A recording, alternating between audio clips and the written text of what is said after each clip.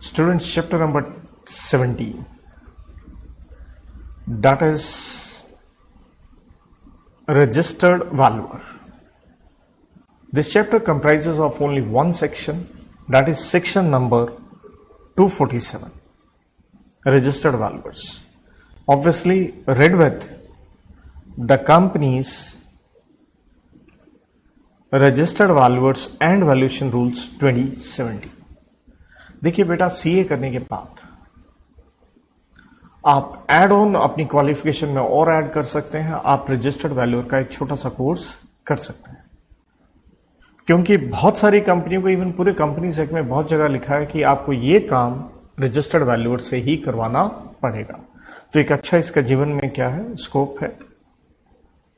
देखिए 21 इसके अंदर रूल्स हैं। अगर मैं बात करूं इंस्टीट्यूट के स्टडी मैट की, तो भाई साहब स्टडी मैट में इन्होंने सारे लिख के नहीं दिए हैं, लेकिन स्टिल आप सारे पढ़ना चाहें तो मेरी बुक में मैंने सारे के सारे लिख के दे रखे हैं, या आप थोड़ा स्टडी मैट से भी देख सकते हैं, क्योंकि मैं उसमें से मोटा मोटा कंटेंट निकाल के आपके साथ डिस्कस करने जा रहा हूं। नॉर्मली बच्चों में एक टेंडेंसी होती है, क्योंकि चैप्टर में इतना दम ही नहीं है, वो छोड़ देते हैं। जहां पे भी आपको लगे कि ये चीज मैं छोड़ देता हूं, इसमें से क्या क्वेश्चन आएगा, रिवर्स मैकेनिज्म में काम करें, और वो ये है कि आप लेके चलिए इसमें से क्वेश्चन आएगा। जहां लगता है कि इसे छोड़ दें, नहीं आएगा, रिवर्स लेके चलना है, ये आएगा, तो आप मेहनत करेंगे और आप सेफ रहेंगे। देखिए सब सेक्शन 1 आपके सामने है। कहता साहब रजिस्टर्ड वैल्यूअर, तो वैल्यूएशन करवाओगे आप, तो किसकी वैल्यूएशन करवाओगे? तो नॉर्मली हम कहते हैं जी एसेट्स की वैल्यूएशन होती है। बिल्कुल ठीक है, प्रॉपर्टी, लेकिन ध्यान दीजिएगा साथ में क्या है, लायबिलिटीज की भी वैल्यूएशन होती है। सर ऐसा क्यों, लायबिलिटी में कौन सी वैल्यूएशन वाली बात हो गई? देखिए लायबिलिटीज की वैल्यूएशन इसलिए होती है क्योंकि बहुत बार जब कंपनियां डूब रही होती हैं, बहुत बड़े फ्रॉड्स होते हैं। कई बार आप कोशिश करते हो क्रेडिटर को नुकसान पहुंचाने की, और कई बार आप प्रेफरेंशियल ट्रांजैक्शंस करके उसको फायदा देने की भी क्या करते हैं, कोशिश करते हैं। और ये प्रेफरेंशियल ट्रांजैक्शंस, एक्सटॉर्शनेट क्रेडिट ट्रांजैक्शंस, ये आप आईबीसी में भी पढ़ के आते हैं। और थोड़ा देखिए जब हम चैप्टर नंबर 20 पढ़ेंगे, वाइंडिंग अप, वहां पे भी आपको इस तरह की चीजें नजर आएंगी। तो सिंपली आप सिर्फ एसेट ना देखिए, साथ में बात किसकी करेंगे, लायबिलिटीज की।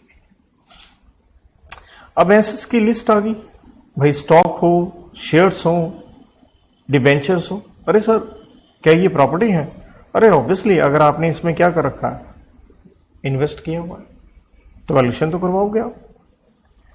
और दूसरी बात ये भी तो लेके चलिए ना, जब हम लायबिलिटी कहते हैं, लायबिलिटी के साथ देखिए वर्ड क्या लिखा है साथ में, नेटवर्थ। नेटवर्थ आप सारे जानते हैं, अकाउंट्स की भाषा में कहें तो शेयर होल्डर्स फंड्स, राइट। वैसे नेटवर्थ की हमारे कंपनीज एक्ट में ऑब्वियसली हम पढ़ चुके हैं डेफिनेशन 2 क्लॉज 57 में, जहां हम नेटवर्थ का सिंपली क्या फॉर्मूला लेते हैं। अगर मैथमेटिकली मैं कहूं तो फॉर्मूला सिंपल बनता है, paid up capital plus free reserves plus security premium minus accumulated losses minus miscellaneous expenditure minus deferred revenue expenditure, जिसे आप कह देते हैं, मतलब जो कबाड़ है, जिसे सिंपल अकाउंट्स की भाषा में कहें फिक्टिशियस एसेट्स क्या कर लीजिए, डिडक्ट कर लीजिए। और डेफिनेशन को जब हम, आपको याद होगा हमने कहा था इसके अंदर रीवैल्यूएशन रिजर्व नहीं लेना है, writing back of depreciation and amalgamation भी नहीं लेना है। तो इसलिए देखिए जब कंपनियों की क्या होती है, अमलगमेशन होती है, टेक ओवर होते हैं, तो स्वाभाविक है आप शेयर्स की क्या करते हो, वैल्यूएशन करते हो। एक है जो आपने इन्वेस्ट कर रखा है उसकी वैल्यूएशन, एक जो कंपनी की लायबिलिटी साइड में क्या खड़ी है उसकी शेयर कैपिटल, उसकी वैल्यूएशन, ये ध्यान रहे। नो डाउट साथ में इंटेंजिबल एसेट की भी बात हो रही है, गुडविल भी लिखा है, और क्या लिख दिया गया है, एनी अदर एसेट्स। तो मैं सिंपल आपको ये कहना चाहूंगा, सब सेक्शन 1 में बात करी गई है वैल्यूएशन की, किसकी, एसेट लायबिलिटी। लायबिलिटी के साथ वर्ड क्या है, नेटवर्थ है। और एसेट्स में आप देखते हैं शेयर सिक्योरिटीज वगैरह भी है, और साथ में एक चीज हल्का सा हम लेके चलें तो आपको यहां इंटेंजिबल एसेट कौन सा नजर आ रहा है, गुडविल भी है। देन कौन करेगा वैल्यूएशन? ऑब्वियसली एक व्यक्ति करेगा। कौन होगा ये वैल्यूअर? पढ़ेंगे हम इसकी एलिजिबिलिटी, इसका तजुर्बा। तो ये लिखा है having such qualification and experience and registered होने चाहिए आप एज वैल्यूअर। किसके पास रजिस्टर्ड होने चाहिए? And being member of an organisation recognised. तो एक रिकॉग्नाइज्ड, या जैसे मैं शॉर्ट में कहता हूं आरवीओ, रजिस्टर्ड वैल्यूअर ऑर्गेनाइजेशन। देखिए मेंबर होना आपने किसी का, तो ऑब्वियसली कोई ना कोई तो ऑर्गेनाइजेशन हो गई। जैसे आप सीए बनेंगे तो स्वाभाविक आप क्या बनेंगे? मेंबर बनेंगे आईसीआई के। सेम वे जब आप वैल्यूअर बनेंगे तब भी तो आप क्या हुए? एक मेंबर बने। मेंबर बनने के लिए क्या करवानी पड़ेगी? रजिस्ट्रेशन। किसके पास? किसी ना किसी रजिस्टर्ड वैल्यूअर ऑर्गेनाइजेशन के पास, जिसके ऊपर हम रूल्स पे पढ़ेंगे। अब आपको अपॉइंट कौन करेगा? ऑडिट कमेटी, जिसके ऊपर ऑलरेडी हम चैप्टर 12 में पढ़ चुके हैं अंडर सेक्शन 177।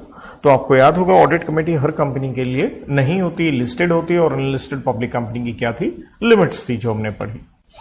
तो जरूरी नहीं है ऑडिट कमेटी हर कंपनी में हो।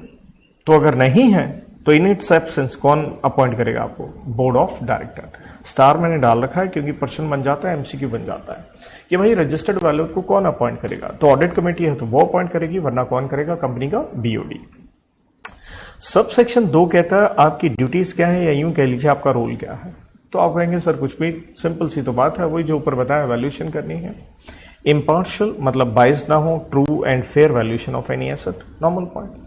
या यूं कह लीजिए exercise what? Due diligence. What is due diligence? Care. आप वैल्यूएशन करें, ध्यानपूर्वक करें, हर चीज का समझते हुए करें, और स्वाभाविक है आपको क्या फॉलो करने होंगे? रूल्स फॉलो होंगे। तो ये एबीसी पॉइंट में तो कुछ भी नहीं है। डी पॉइंट अच्छा है, स्टार मैंने लगा के दे रखा है, बढ़िया पॉइंट है, ऑब्वियसली प्रश्न बन सकता है। Not to undertake valuation if, अगर आपका क्या है? डायरेक्ट या इनडायरेक्ट इंटरेस्ट है। So, if you are interested party, never do what? Valuation. It may be direct or it may be what?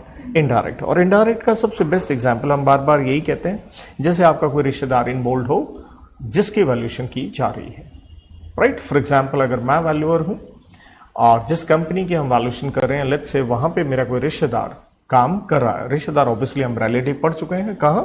Section 2 clause 77 के अंदर, जहां हमने 9 लोग पढ़े थे। तो वो इनडायरेक्ट का बेस्ट एग्जाम्पल हो जाता है। और बिकम सो इंटरेस्टेड, इसका मतलब क्या होगा? कहता है इसे हिंदी में लेके चलिए, या तो आपका पहले से इंटरेस्ट है या इवन वैल्यूएशन करने के बाद इंटरेस्ट हो गया। तो कहता है इंटरेस्ट नहीं होना चाहिए, ना पहले ना बाद में, राइट? सर बाद में का मतलब क्या हुआ? अरे देखिए बड़ी सिंपल सी बात है, अगर आज आपको कोई रिश्वत दे रहा है, क्लियर, कि वैल्यूएशन ऐसे कर दो, तो ऑब्वियसली आपका क्या क्रिएट हो गया? एक इंटरेस्ट क्रिएट हो गया। ऑब्वियसली वो इंटरेस्ट कब तक रहेगा? बाद में भी रहेगा। तो किसी भी सेंस में ना लेके चलें। जैसे अगले ने कहा कि वैल्यूएशन हमारे हिसाब से कर दो, आपके बेटे को हम अच्छी नौकरी दे देंगे अपने यहां, राइट? पहले आपका जबकि रिश्तेदार इन्वॉल्व नहीं था, लेकिन बाद में उस कंपनी के साथ अगर आपका रिश्तेदार का इन्वॉल्वमेंट हो जाता है, तब भी तो क्या क्रिएट हो गया? इंटरेस्ट। दूर रहे आप पहले भी और बाद में भी। At any time during a period of 3 years, तो 3 साल तक आपका इंटरेस्ट नहीं होना चाहिए। कहां से 3 साल? ना तो पहले प्रायर टू हिज अपॉइंटमेंट, मतलब एक तरह से क्या है? Interest was. अगर आपका इंटरेस्ट पहले था, क्या वैल्यूअर बन सकते हैं? हाँ बन सकते हैं, लेकिन क्या रखना पड़ेगा एक तरह से बेटा? Cooling period. कितने साल का? 3 साल के बाद ही उस कंपनी का आप वैल्यूएशन कर पाएंगे। और दूसरी तरफ क्या है? 3 years आफ्टर द वैल्यूएशन, मतलब इंटरेस्ट हो गया बाद में, तो क्यों हुआ होगा? कुछ ना मैनिपुलेशन हुई होगी ना। तो इसलिए हमने कहा भैया घुसने नहीं देंगे उस कंपनी में तुम्हें, ना पहले ना बाद में। ना इंटरेस्ट था, ना इंटरेस्ट है, ना इंटरेस्ट होगा। कितने साल तक? 3 साल तक। इस तरह से लेके चलिए। तो 2 प्रश्न यहां तक छोटे छोटे हमारे बनते हैं। आपको अपॉइंट करेगा एसी, नहीं है तो बोर्ड।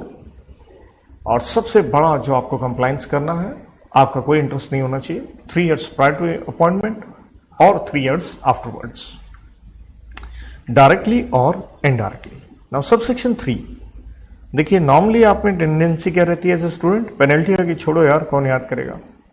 भैया स्टार डाल रखा है और मैं बता दूं इसके ऊपर प्रश्न भी आया हुआ है। तो वैल्यूअर के ऊपर पेनल्टी की बात हो रही है, कंपनी के ऊपर बात नहीं हो रही है। ध्यान दीजिएगा क्योंकि नॉर्मली हमें आदत होती है किस तरह से याद करने की। पेनल्टी है किसके ऊपर? कंपनी एंड ओआईडी, या वैल्यूअर के ऊपर है। और ध्यान दीजिएगा 4 लिखा है, कहीं यार पढ़ लो। द वर्ड इज 4 4 तरह की पेनल्टी है। सर 4 कैसे? ये राइट 4 50,000 रुपए सीधा लगेंगे, फिक्स्ड है, ना कम ना ज्यादा। और अगर आपकी फ्रॉडुलेंट इंटेंशन है अगर आपकी क्या है फ्रॉडुलेंट इंटेंशन अगेंस्ट, मतलब किसको नुकसान पहुंचा रहे हो, कंपनी या उसके किसको, मेंबर्स को, तो बेटा फ्रॉड है तो फ्रॉड में जेल हमेशा होती है, इम्प्रिजनमेंट, राइट। जेल जाएंगे आप मैक्स 1 साल के लिए, और ध्यान दीजिएगा बीच में वर्ड क्या है, एंड है और नहीं है। फाइन है 1 से कितना 5 लाख रुपए, 1 साल तक की जेल। और बड़ी बात, गलती ना हो, बीच में वर्ड क्या है भैया, एंड है, 1 से 5 लाख तक का फाइन। साथ में आपको कॉम्पनसेशन देना पड़ेगा, जिसे हम कहते हैं damages for loss to company और एनी अदर फॉर इनकरेक्ट और मिसलीडिंग स्टेटमेंट। आपने एक रिपोर्ट बना के दी, सही नहीं थी, तो नुकसान किसको हो सकता है, कंपनी को भी या किसी और व्यक्ति को। तो जितना नुकसान हुआ उतने देना पड़ेगा। नंबर 4, आपको जो रेम्युनरेशन मिली थी वैल्यूएशन करने के लिए या फीस कह लीजिए, आपको रिफंड करनी पड़ेगी। तो 4 पेनल्टीज है, 50,000 रुपए देने ही पड़ेंगे। और अगर मंशा, ये जरूरी नहीं ये वाली लगे, तो अगर फ्रॉडुलेंट मंशा है अगेंस्ट कंपनी या मेंबर, तो 1 बरस तक का मैक्स आपको जेल हो सकता है, एंड फाइन 1 से 5 लाख रुपए। तीसरी बात है, आपकी गलत स्टेटमेंट की वजह से किसी भी आदमी को, यहां पे कोई भी आदमी कह लीजिए, कंपनी नहीं अदर, तो डैमेजेस भरेंगे आप। नंबर 4, आपको अपना रेम्युनरेशन क्या करना पड़ेगा, रिफंड। तो इसके साथ समाप्त होता है हमारा ये एक ही सेक्शन है 247। स्वाभाविक का अगला हिस्सा हम किस पे पढ़ने चाह रहे हैं, रूल्स के ऊपर।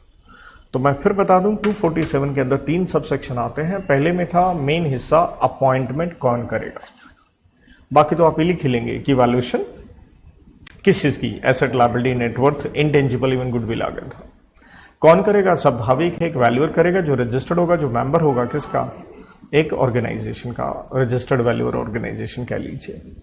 देन मेन आपकी ड्यूटीज क्या है, कीजिए वैल्यूएशन, आप फेयर हो, इम्पार्शियल हो, ड्यू डिलिजेंस एक्सरसाइज करें। लेकिन बड़ा पॉइंट था, डायरेक्ट या इनडायरेक्ट इंटरेस्ट 3 वर्ष ना पहले हो ना बाद में। एंड सब सेक्शन 3 में आपको दिखती है पेनल्टी।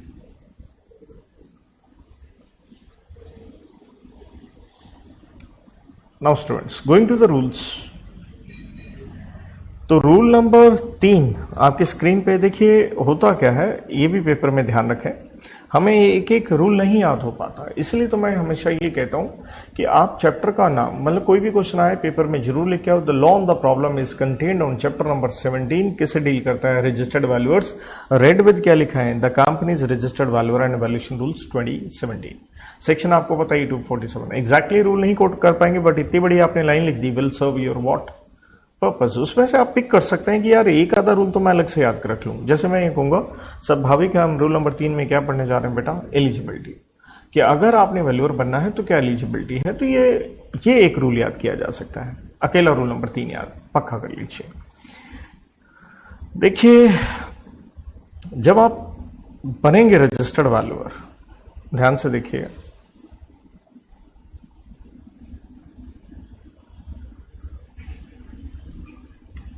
या तो रजिस्टर्ड वैल्यूअर कोई बन सकता है इंडिविजुअल। कौन बन सकता है, इवन क्या सर एक पार्टनरशिप बन सकती है, एक कंपनी बन सकती है registered valuer. The answer is yes, बन सकती है। नो वर्ड को मत देखिएगा, बन सकती है, राइट। जैसे हम कहते हैं ऑडिटर, आपको पता ही होगा, ऑडिटर जब हम पढ़ते हैं सेक्शन 141 में पढ़ते हैं, तो हम कहते हैं ऑडिटर 2 प्रकार से हो सकता है, या तो इंडिविजुअल या फर्म हो सकती है, और एक बॉडी कॉर्पोरेट भी अलाउड है जिसे हम कहते हैं एलएलपी, लेकिन नॉर्मल कंपनी नहीं बन सकती। लेकिन यहां कोई टेंशन नहीं है, यहां पार्टनरशिप भी एक रजिस्टर्ड वैल्यूअर हो सकता है, चाहे वो पार्टनरशिप एक्ट में रजिस्टर्ड है, चाहे कहां है, एलएलपी में है, इवन कोई कंपनी भी हो सकता है। इसे बाद में देखेंगे, पहले आपको मेनली याद करना है इंडिविजुअल। जबकि रूल नंबर 3 सब रूल नंबर 1 में मैं कहूं तो शब्द क्या इस्तेमाल किया गया है, अ पर्सन, लेकिन यहां इस पर्सन का मतलब क्या है, इंडिविजुअल है। रजिस्टर्ड वैल्यूअर बनना है तो आपको कितनी कंडीशन सेटिस्फाई करनी है बेटा, 11 कंडीशंस आपको सेटिस्फाई करनी है। पहली बात, क्या होने चाहिए आप, वैल्यूअर मेंबर, जिसका मतलब है आप रजिस्टर्ड होने चाहिए किसके पास, यही कह रहा था मैं, आरवीओ, रजिस्टर्ड वैल्यूअर ऑर्गेनाइजेशन। ये क्या होता है देखेंगे, having requisite educational qualification and experience, जो कि आपको कहां दिखेगा, रूल नंबर 4। तो पहली कंडीशन आ गई भैया, आप एक वैल्यूअर मेंबर होने चाहिए, जिसका मतलब है रजिस्टर्ड होने चाहिए, किसके पास होने चाहिए, आरवीओ के पास रजिस्टर्ड होने चाहिए, और आप एक रिक्विजिट तजुर्बा एजुकेशनल क्वालिफिकेशन होनी चाहिए, राइट। तो ये हम रूल नंबर 4 में देखते हैं थोड़ी देर में, क्योंकि एक बार हम कोशिश करते हैं हमारी 11 पॉइंट हमें याद हो सके। Number 2, is recommended by RVO, obviously जहां पे आप क्या हो, मेंबर हो, तो पहला हो गया, आप आरबीओ के मेंबर होने चाहिए। नंबर 2, आपको उनकी तरफ से क्या आएगा, रिकमेंडेशन कि हाँ जी आप इस आदमी को वैल्यूअर अपॉइंट कर सकते हैं। देखा जाए कुछ नहीं है। बी पॉइंट क्या है, ए का ही क्या हो गया, मैं कह दूंगा एक्सटेंशन हो गया, राइट। सी देखिए, कहता आपने पास किया हो एक वैल्यूएशन एग्जामिनेशन, तो मैं कहूंगा यार ये एबीसी तो ये तीनों के तीनों क्या हो गए, इकट्ठे ही हो गए, इसको अलग से क्यों देख रहे हैं यार हम। अब भाई जैसे लिखा है इसमें मैं भी क्या कर सकता हूं, रूल में इसी प्रकार से बताया गया है। कहता आपने पास किया हो, उनका एक एग्जाम पास किया हो, ये कहां पढ़ेंगे, अंडर रूल नंबर 5। और कहते हैं एग्जामिनेशन आपने कब पास किया, within 3 years proceeding the date of making an application for registration under rule number 6। कहता है उनका आपने एक एग्जाम पास करना है, कब पास करना है, within 3 years proceeding the date of making an application for registration. जैसे हमने कहा था वैल्यूअर बनना है तो आप क्या बनिए, रजिस्ट्रेशन कराओ। तो कहता है आप रजिस्ट्रेशन की क्या देंगे, सर एप्लीकेशन देंगे। उस एप्लीकेशन से कितने दिन पहले, 3 साल पहले, मतलब पेपर पास करो एप्लीकेशन देने के वॉट यूं कह लीजिए कितने साल में, 3 साल में, राइट।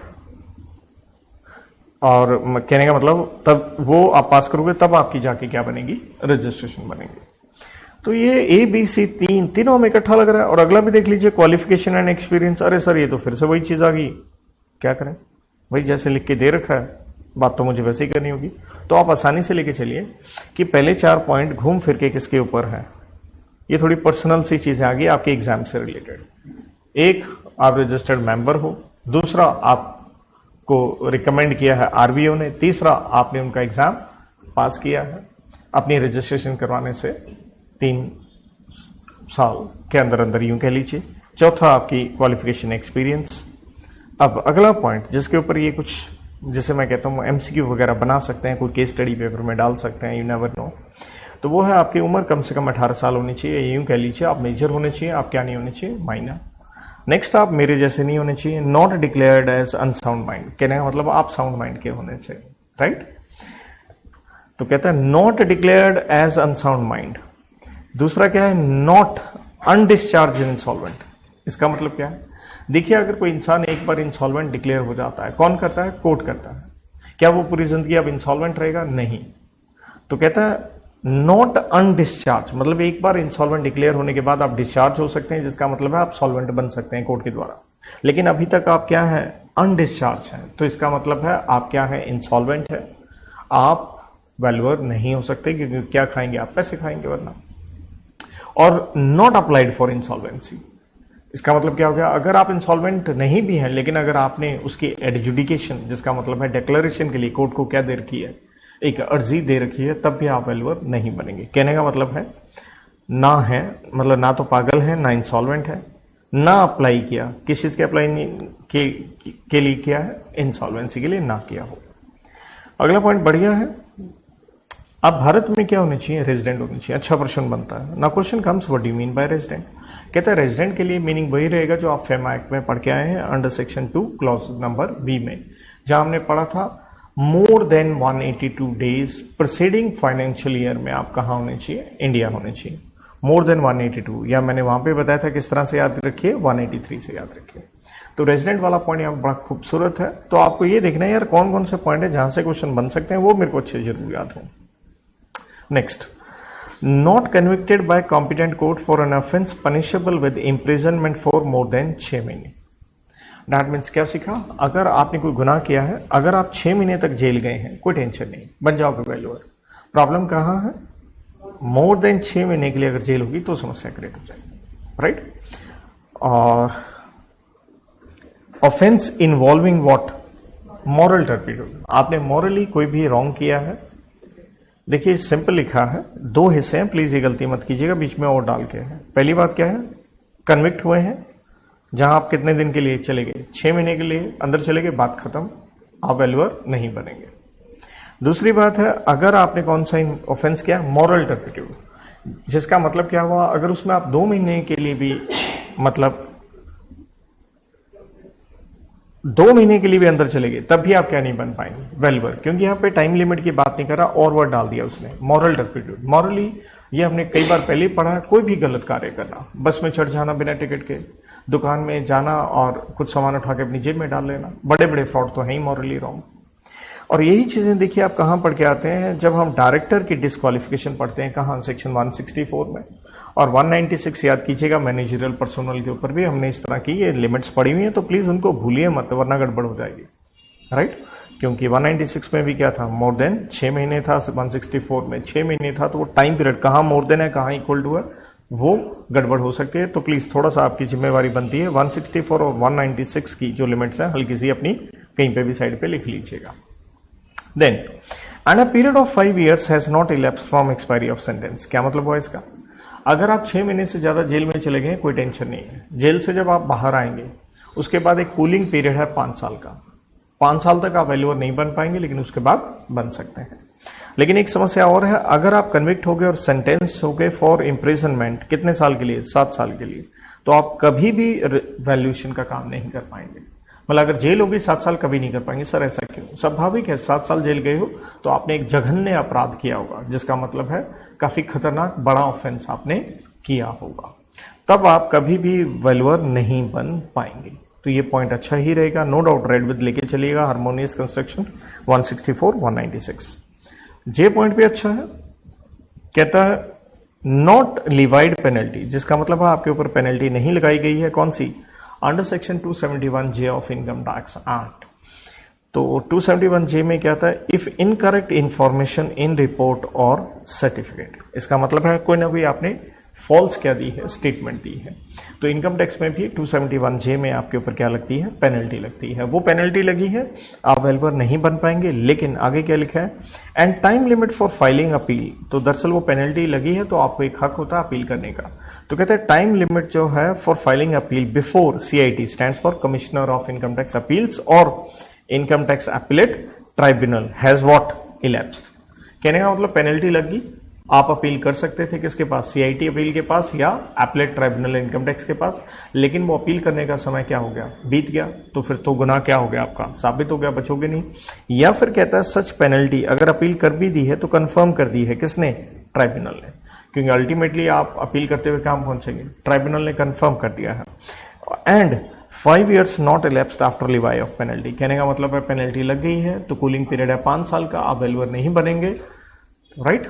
5 साल तक नहीं बनेंगे, 5 साल बीतने के बाद आप बन सकते हैं। तो एक बढ़िया पॉइंट ये भी बनता है, जरूर ध्यान रखें पेपर के लिए। आखिर में आप देख रहे हैं आप क्या होने चाहिए, फिट एंड प्रॉपर पर्सन होने चाहिए ना। What do mean by fit and proper person, ये कौन बताएगा, सब ये अथॉरिटी बताएगी। और अथॉरिटी कौन है, वही जो आप IBC में पढ़ के आते हैं, insolvency bankruptcy board of India में कंसीडर फॉलोइंग फैक्टर्स। आपको फिट और बताने के लिए वो कुछ फैक्टर्स क्या कर सकती है, कंसीडर। कौन सी हैं फैक्टर्स, ये पूरे नहीं बताएंगे, कहता उनमें से कुछ ये भी हो सकते हैं, बाकी अभी भी की मर्जी है, इंक्लूडिंग, और आगे वर्ड क्या है, बट नॉट लिमिटेड। मतलब ये फैक्टर्स पक्का देखेंगे, लेकिन इसके अलावा और भी देख सकते हैं। तो क्या देखेंगे, स्वाभाविक है आपका चरित्र, जिसे आप कहते हैं honesty, integrity, reputation, character, absence of conviction and restraint order. मतलब आप कभी, आपके खिलाफ कोई भी क्या नहीं लगा आज तक, कोई एलिगेशन लगे भी हैं तो साबित नहीं हुए, इसे कहते हैं कन्विक्शन। और रिस्ट्रेंट का मतलब होता है कोई रोक लगा देना आपके ऊपर। और रोक हमेशा अगर आपके ऊपर लगती है तो वो एक नेगेटिव नेचर में होती है। दैट मीन्स कोर्ट ने आपके खिलाफ कोई क्या लिया है, स्टैंड लिया है कि आपने कुछ गलत किया है, तो कुछ ऐसा ना हो। तीसरी बात है आप कॉम्पिटेंट होने चाहिए एंड फाइनेंशियली क्या होने चाहिए, सॉल्वेंट। मतलब सिंपल सी बात, आप क्या नहीं होने चाहिए, इंसॉल्वेंट नहीं होने चाहिए। तो ये थे बच्चों हमारे 11 पॉइंट। अब देखिए हम पढ़ रहे हैं रूल नंबर 3 में रजिस्टर्ड वैल्यूअर बनने के लिए एलिजिबिलिटी, जो हमने इंडिविजुअल की बात करी। और उसको याद रखने का ट्रिक ये ही है यार, पहले चारों पॉइंट किससे रिलेटेड है, ये आपके एग्जाम से रिलेटेड हो गए, राइट। एक तो है आपने मेंबर बनना है, RVO का मेंबर बनना है, वही आपको रिकमेंड करेगी। और उसके लिए आपको रजिस्ट्रेशन के लिए उनके पास क्या देनी होती है, एप्लीकेशन देनी होती है। लेकिन उसके 3 साल के अंदर within 3 years preceding the date of making an application, उससे पहले आप अपना क्या करें, पेपर जरूर पास करें। तजुर्बा वगैरह अभी हम देखते हैं, वो एक तरह से ये चारों पॉइंट हमने कंप्लीट नहीं किए हैं, ये जरूर ध्यान दीजिए, राइट। देन आ गया जो हर जगह पे बेसिकली हम चीजें देखते हैं जो हमें मालूम भी है, चाहे डायरेक्टर की क्वालिफिकेशन वगैरह, उनमें हर जगह नॉर्मली ये पॉइंट दिखते हैं हमें। एज का दिख जाता है, आप अनसाउंड माइंड के नहीं होने चाहिए, ना आप इंसॉल्वेंट हो, ना ही उसके लिए आपने क्या किया हो, अप्लाई किया हो। रेजिडेंट वाला खूबसूरत पॉइंट आ गया, वो आंसर हमारे लिए आसान हो गया कि फेमा के हिसाब से ही देखना है। देन कन्विक्शन वाला पॉइंट आ गया, ये भी हमने देखिए 164 196 में देखे हुए हैं कि 6 महीने से ज्यादा या मॉरल टर्पिट्यूड एंड 5 साल का कूलिंग पीरियड है, लेकिन 7 साल अंदर गए तो कभी भी आप बनेंगे ही नहीं। अगला पॉइंट फिर वो जो इनकम टैक्स वाला है, मैं उसे अच्छा कहूंगा, कहीं आप इग्नोर कर दें तो मैं इस पे स्टार लगा रहा हूं। देखिए, तो इनकम टैक्स में 271J की आपके ऊपर पेनल्टी ना लगी हो, और अगर लग गई है तो जो अपील का समय है CIT अपील के पास या ट्राइब्यूनल के पास खत्म हो गया है, या आपने अपील कर दी है तो अपील में भी आपके खिलाफ जो ऑर्डर आया है वो कंफर्म कर दिया गया है, तो 5 बरस तक आपके ऊपर क्या रहेगा, कूलिंग पीरियड, आप नहीं बन पाएंगे। और अगला था फिट एंड प्रॉपर पर्सन होने चाहिए, किसके हिसाब से, अथॉरिटी, विच मीन्स अभी भी जो कुछ फैक्टर्स देखेगी, क्या देखेगी, आपका करेक्टर देखेगी, आपके खिलाफ हुए कन्विक्शन रिस्ट्रेंट ऑर्डर देखेगी, एंड नंबर 3 आपकी फाइनेंशियल सॉल्वेंसी होनी चाहिए। इसके अलावा वो और जो फैक्टर देखना चाहे वो उनके ऊपर है। चलिए, कहानी आगे बढ़ती है। अब हम बात करेंगे किसके बारे में, पार्टनरशिप एंड कंपनी के बारे में। क्या वो बन सकते हैं? दरअसल पहला वर्ड आप देखते हो नो, इससे आपको ये लगता है कि नहीं वो नहीं बन सकते हैं। नहीं, मतलब नो मत देखिए आप, ये बन सकते हैं, लेकिन इन्होंने लॉ के सिग्नेचर में दिया, नेगेटिव वे में दिया। नेगेटिव वे में मतलब इन्होंने कहा नो पार्टनरशिप एंटिटी और company shall be eligible to be registered valuer if. Clear? तो कहने का मतलब क्या आ गया, यहां क्या दे रखी है, 5 कंडीशंस हैं, लेकिन वो कैसे दे रखी है, नेगेटिव वे में दे रखी है, मतलब बन सकता है। बस 5 चीजों का हमें क्या रखना है, ध्यान रखना है। आइए देखते हैं। कहता अगर आप बने हैं सेटअप फॉर ऑब्जेक्ट्स, ऑब्जेक्ट्स कहां पढ़ते थे, कोई भी कंपनी अगर आप बनाते हो तो आपको याद होगा क्या बनता है उसका, मेमोरेंडम, राइट। कहता आप बने हो, आपके मेमोरेंडम में जो ऑब्जेक्ट्स हैं वो क्या है, अदर देन, मतलब ये काम नहीं करेंगे।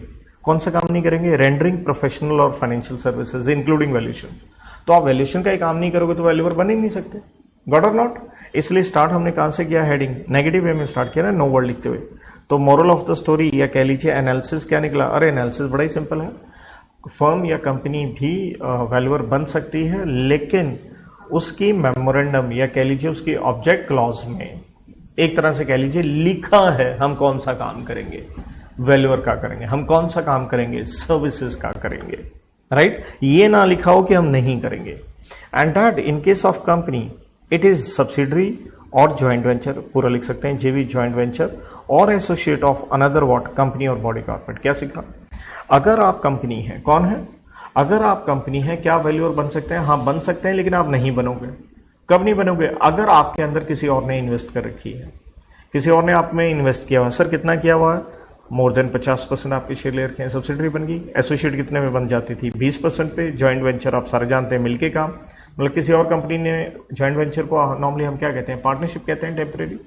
तो कहने का मतलब है किसी और कंपनी ने अगर आप में अपना पैसा लगा रखा है तो नहीं। कहने का मतलब आप एक सीधी सीधी कंपनी होनी चाहिए जो बनी ही किस काम के लिए है, वैल्यूएशन के लिए, राइट। यहां पे ये थोड़ा खतरनाक, और मैं खतरनाक के साथ साथ इसे एक अच्छा पॉइंट कहता हूं कि इंस्टीट्यूट यहां पे एक टेक्निकल प्रश्न बना सकता है। तो देखिए, क्योंकि हमें क्वेश्चन आ ही कैसे रहे हैं, सर्जिकल स्ट्राइक के रूप में क्वेश्चन आते हैं, जहां आप सोचते हैं यार ऐसा थोड़े कुछ डालेगा, बड़ा क्वेश्चन वहीं से आएगा।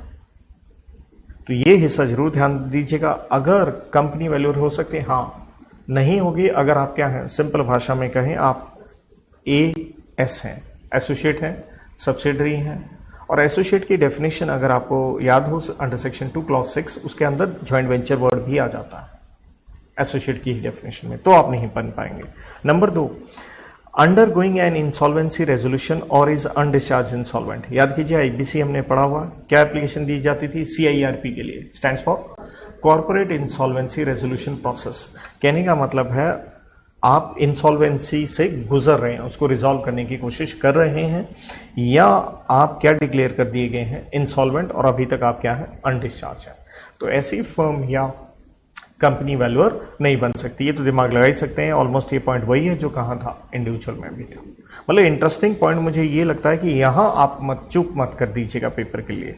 अब देखिए सीधी सी बात है, वैल्यूएशन का काम कौन कर रहा है, सर फर्म कर रही है। वैल्यूएशन का काम कौन कर रहा है, अरे सर कंपनी कर रही है। लेकिन हम तो बोल रहे थे ना कि आपको एग्जाम पास करना है, दिस एंड दैट, क्वालिफिकेशन, तजुर्बा, तो वो सारे पॉइंट लगेंगे, लेकिन वो सारे पॉइंट किसके ऊपर लग जाएंगे, पार्टनर्स के ऊपर। किसके ऊपर लग जाएंगे, डायरेक्टर्स के ऊपर। सो कहता है ऑल द पार्टनर्स या directors are not ineligible under clause, कौन सी, ये वाली, कितने पॉइंट, 4, 3, 7, 2, 9 ऑफ सब रूल कौन सा? 1। अभी आपने सब रूल 1 में इंडिविजुअल के लिए कितने पॉइंट पढ़े थे? 11। कहता अगर इनके ऊपर ये सारे के सारे एक तरह से रिवर्स पढ़ो, क्योंकि नेगेटिव वे में लॉ दे रखा है, आप क्या पढ़ो? सारे पार्टनर और डायरेक्टर क्या होने चाहिए? एलिजिबल होने चाहिए। कहने का मतलब है जो इंडिविजुअल वाले 11 पॉइंट थे उनमें से कितने पॉइंट आपके ऊपर पॉजिटिव वे में होने चाहिए? 9 होने चाहिए। कहने का मतलब सभी पार्टनर और डायरेक्टर को क्या करना है? कंप्लायंस करना है। अरे सिंपल, नो छोड़ो, आप पूरे के पूरे 11 पकड़ लो आप। क्लियर? अब आप देखिए कहां से स्टार्ट हुआ, ध्यान से देखिएगा। सी के बाद क्या था? डी, ई, एफ, जी, एच, आई, जे, के। तो डोंट यू थिंक कौन से पॉइंट छूटे? ए एंड बी छूट गया। अरे ए एंड बी था ही क्या? ए एंड बी तो बहुत ही हमारा वो 4 इकट्ठे थे ना जो एग्जाम से रिलेटेड थे। क्या था? आप मेंबर होने चाहिए। रिकमेंड किया किसने? आरबीओ ने। तो ये 2 पॉइंट क्या किए हैं आपके लिए? छोड़े हैं, राइट? लेकिन मैं कहता हूं कोई छोड़ने वाली बात ही नहीं, आप यही लेके चलो, सारे के सारे 11 लगेंगे। क्योंकि देखिए सिंपल सी बात है, हम कह रहे हैं पार्टनर और डायरेक्टर क्या होना चाहिए? एक तरह से बाय डिफॉल्ट हम यही कहना चाह रहे हैं कि वैल्यूअर तो ये लोग होने चाहिए, बस धंधा किस रूप से कर रहे हैं? फर्म या कंपनी के रूप में। तो at the end of the day इन्होंने भी अपना क्या पास किया? एग्जाम, तो रजिस्ट्रेशन तो करवा रखी है। तो इस तरह से ये मत लेके चलो, at the end of the day easy way में लेके चलो कि 11 के 11 इन्होंने कंप्लायंस करने हैं। अब देखिए क्या कह गया, और वो ए एंड बी पॉइंट जो छोड़े उसका सही जवाब थर्ड पॉइंट डी पॉइंट के अंदर उन्होंने दे भी दिया। क्या कहा?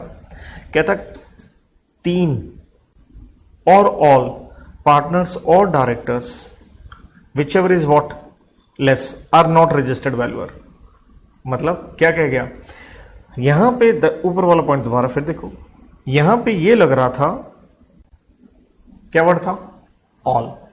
ये वर्ड ऑल हटके क्या बन गया? मैं कहूंगा 3 बन गया, क्योंकि आंसर क्या है? Which ever is less. दरअसल आप दोनों में अप्रिशिएट करना डिफरेंस। यहां देखिए ये लग रहा था ए और बी पॉइंट छोड़ दिया, छोड़ा नहीं उन्होंने। दरअसल इसको ये देखो एनालिसिस जो लिख के दिया, कम से कम 3 पार्टनर या डायरेक्टर या सारे क्या होने चाहिए? रजिस्टर्ड वैल्यूअर होने चाहिए। तो दैट मीन्स आपको किसका कंप्लायंस करना है? पूरे के पूरे 11 पॉइंट का कंप्लायंस करना है, जो आपने इंडिविजुअल में देखे। किसको करना है? कम से कम 3 लोगों को करना है।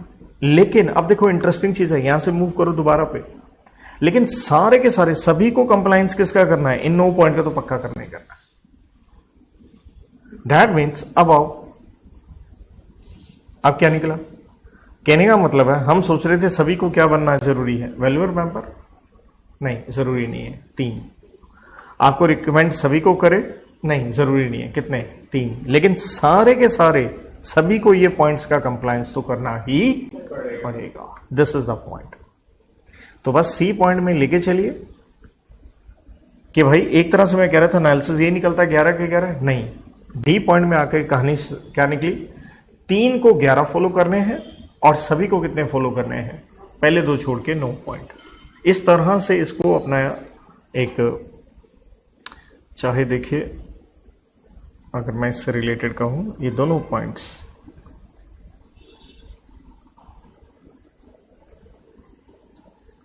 इन दोनों का आपका जो एनालिसिस निकल के आता है वो क्या निकलता है? इनके लिए निकला कितने? 9 पॉइंट, राइट? और इनको कितने पॉइंट? 11 पॉइंट। किसको फॉलो करने हैं? 3 को। ये 9 पॉइंट किसको फॉलो करने हैं? All. Is that okay? This is the thing. आगे क्या लिखा है? नन ऑफ इट्स पार्टनर और director is a registered valuer for the asset class. अरे नन कह के नहीं, नेगेटिव वे में स्टार्ट हो जाता। हर पॉइंट को मैंने साथ में हिंदी में लिखा, उससे में से लेके चलो। कम से कम एक, कम से कम एक कौन? पार्टनर या डायरेक्टर क्या होना चाहिए? एसेट क्लास का रजिस्टर्ड वैल्यूअर होना चाहिए। Sir what is this nonsense? Asset class, देखिए हम 247 सबसेक्शन 1 में पढ़ाए थे कि वैल्यूएशन करवाओगे किसकी? एसेट्स की। हमने एसेट्स की एक लिस्ट भी दे दी। हमने कहा जी स्टॉक, हमने कहा जी share, debenture, securities, goodwill, any other asset लिख दिया। बाकी ऐसा नहीं हमने लिखा लैंड एंड बिल्डिंग, मशीनरी, ये वो। क्लियर? नेटवर्थ लायबिलिटी की बात करी। अब हम क्या कहने जा रहे हैं? एक है, फॉर एग्जाम्पल सुनिएगा, एक बहुत ही साधारण उदाहरण। देखिए डॉक्टर जो होता है तो आप क्या कहोगे? आप ये कहोगे सारे डॉक्टर होते हैं, लेकिन क्या आप अपना इलाज एक वेट से करवाएंगे? मतलब जो जानवरों का डॉक्टर है उससे करवाएंगे? नहीं। तो आपने क्या देखा? क्लासिफिकेशन आ गई। कोई जानवरों का डॉक्टर है, राइट? और कोई क्या, मान लीजिए आपका दांत में दर्द है तो आप क्या हार्ट स्पेशलिस्ट के पास जाएंगे? तो आपने देखा एक डेंटिस्ट अलग होता है, ईएनटी अलग होता है, राइट? ऑर्थोपैड अलग होता है, पेडियाट्रिक क्या होता है, अलग होता है। तो इसी तरह से रजिस्टर्ड वैल्यूअर तो सारे हैं, लेकिन फर्दर आपको क्या करनी है, एक स्पेशलाइजेशन। तो स्पेशलाइजेशन में क्या कह रहा है, ये है कम से कम एक पार्टनर या डायरेक्टर एसेट क्लास का रजिस्टर्ड वैल्यूअर होना चाहिए। सर एसेट क्लास कैसे? देखिए आपने इनकम टैक्स में देखा होगा, जब आप डेप्रिसिएशन लगाते हो तो हम वो ब्लॉक ऑफ एसेट लेके चलते हैं, क्लास ऑफ एसेट लेके चलते हैं। जैसे आप कहते हैं लैंड एंड बिल्डिंग एक ब्लॉक है, फर्नीचर अलग है, प्लांट एंड मशीनरी क्या है, अलग है, इंटेंजिबल एसेट अलग है। सेम वे में देखिए आप लैंड एंड बिल्डिंग के हो सकते हैं रजिस्टर्ड वैल्यूअर एक क्लास। ये क्या हो गया, M&E stands for machinery and equipment हो गया। फाइनेंशियल एसेट हो गया, फाइनेंशियल एसेट पैसे से रिलेटेड, और क्या जिसे क्या कह सकते हैं आप, सिक्योरिटीज। तो कम से कम एक होना चाहिए। मतलब मैं ये कहूंगा, ये नेगेटिव वे में कितने पॉइंट दे रखे थे बेटा, 5। आप इसको पॉजिटिव वे में याद कीजिए, तो पॉजिटिव वे में बड़े प्यार से याद हो जाएंगे। तो हमने कहा जी क्या कोई फर्म बन सकती है? हाँ। कौन सी हो, नॉर्मल हो या LLP हो, कंपनी बन सकती है? हाँ। लेकिन क्या कंडीशंस है? 5 है। तो पहली कंडीशन हमारे लिए क्या आ जाती है कि भाई साहब आपके मेमोरेंडम के, अगर कंपनी है तो मेमोरेंडम क्लोज तो होगा, LLP भी है तो भी होगा, आपके ऑब्जेक्ट क्लोज में लिखा हो हम ये काम कर रहे हैं। मतलब अगर लिखा है सर्विसेज का काम ही नहीं करेंगे, राइट, वैल्यूएशन का नहीं करेंगे तो नहीं करेंगे। और दूसरी बात, कंपनी के लिए विशेष रूप से ध्यान क्या रखना है, आप किसी की एसोसिएट सब्सिडरी या JV नहीं होनी चाहिए, आप एक इंडिपेंडेंट काम कर रहे हो। दूसरा पॉइंट कौन सा आ गया, इंसॉल्वेंसी वाला आ गया। लेकिन इंसॉल्वेंसी के साथ वर्ड और क्या लग गया, CIRP लग गया, किसको रिजॉल्व कर रहे हैं। देन तीसरा क्या आ गया, सारे के सारे पार्टनर डायरेक्टर को इधर वाले पहले 2 पॉइंट छोड़ के 9 फॉलो करने हैं, और कम से कम 3 को क्या फॉलो करने हैं, 11 के 11 पॉइंट फॉलो करने हैं। और लास्ट में क्या हो गया, कम से कम एक, ध्यान दीजिएगा क्योंकि वर्ड क्या था, नन ऑफ, इसलिए मैंने यहां से वर्ड क्या निकाला, कम से कम कौन, एक पार्टनर या डायरेक्टर क्या होना चाहिए, एक क्लास का, एसेट क्लास का रजिस्टर्ड वैल्यूअर होना चाहिए, जो कि क्लासिफिकेशन किस तरह से हो जाती है, land and building, machinery, equipment, financial assets या सिक्योरिटीज के लिहाज से। अब देखिए हम यहां पे कह रहे थे कि भाई साहब आपके पास क्या हो, qualification experience rule 4, qualification and experience rule 4, right. So ये देखते हैं क्या है ये तजुर्बा, क्या है ये एग्जाम, थोड़ा इसकी डिटेल लेते हैं हम। देखिए ये रहा आपकी स्क्रीन पे रूल नंबर 4, जिसमें जिक्र हो रहा है किसका, आपकी क्वालिफिकेशन एंड एक्सपीरियंस का। स्वाभाविक है ये पॉइंट किसके ऊपर लगेगा, इंडिविजुअल, और ऑब्वियसली फर्म और कंपनी के केस में उसके किसके ऊपर लग गया, पार्टनर और डायरेक्टर, जो हमने कहा था कम से कम 3 के ऊपर तो लगेगा, राइट। तो कहता है आप एलिजिबल होने चाहिए under, to be eligible under rule 3 क्या कीजिए आप, पोस्ट ग्रेजुएट डिग्री या diploma in specified discipline which is relevant for valuation of asset class. Asset class बता दी थी अभी मैंने आपको, land and building, machinery, equipment, financial asset, securities कह लीजिए चाहे। कहां से ही कोर्स किया वैल्यूएशन का, पहली बात कहता है पोस्ट ग्रेजुएट किया, चाहे डिग्री कहें या डिप्लोमा कहें। कहां से, कोई भी यूनिवर्सिटी हो सकती है और इंस्टीट्यूट हो सकता है। सर कौन है ये यूनिवर्सिटी इंस्टीट्यूट, इस्टेब्लिश्ड कहें, रिकॉग्नाइज्ड कहें, या इनकॉर्पोरेटेड कहें बाय लॉ इन इंडिया। तो जैसे मैं कहूं ICI, तो ICI क्या हो गया, एक इंस्टीट्यूट, तो वहां से कर सकते हैं आप। CA कीजिए, उसके बाद अपना वैल्यूअर का कोर्स कीजिए वहां से। एंड एटलीस्ट 3 साल का एक्सपीरियंस होना चाहिए in specified discipline thereafter, right. तो 3 साल का उसके बाद आपके पास क्या होना चाहिए, एक तजुर्बा। मतलब ऐसा नहीं कि सिर्फ डिग्री आपने ले लिया पोस्ट ग्रेजुएट तो सीधा वैल्यूअर बन जाओगे। कहता 3 साल का तजुर्बा आप लोगे, क्योंकि कंडीशन क्या कहती थी रूल नंबर 3 में, आपके पास क्वालिफिकेशन एंड क्वालिफिकेशन होगी, जी हाँ ये मैंने पास किया है। एक्सपीरियंस क्या है, जी पास करने के बाद मैंने 3 साल तक का मेरा ये तजुर्बा।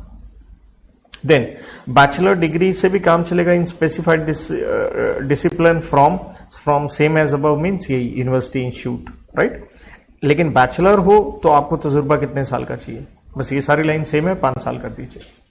मतलब सेम आंसर है, पोस्ट ग्रेजुएट कहां से, यूनिवर्सिटी इंस्टीट्यूट जो रिकॉग्नाइज्ड हो, उसके बाद तजुर्बा 3 बरस का, बैचलर सेम वही, लेकिन 3 की बजाय कितना हो गया, 5 बरस हो गया। देन यहां से आपको क्लैरिटी निकल के आएगी। ये आप बच्चे CA वाले आ गए। मेंबरशिप किसकी, प्रोफेशनल इंस्टीट्यूट की, ऑब्वियसली ICI। कौन सा institute establish by an act of parliament, obviously ICI set up by an act of parliament of 1949, right, for the purpose of regulation of profession with at least what 3 साल का experience after such what membership. तो same यही जो हम पढ़ रहे थे post graduate वाला 3 साल का, तो क्या बताया गया 3 साल का आपके पास क्या होना चाहिए, तो सिर्फ बात। आई होप सो क्वालिफिकेशन वगैरह ये आपको इजीली याद होगी कि डेटा क्या है।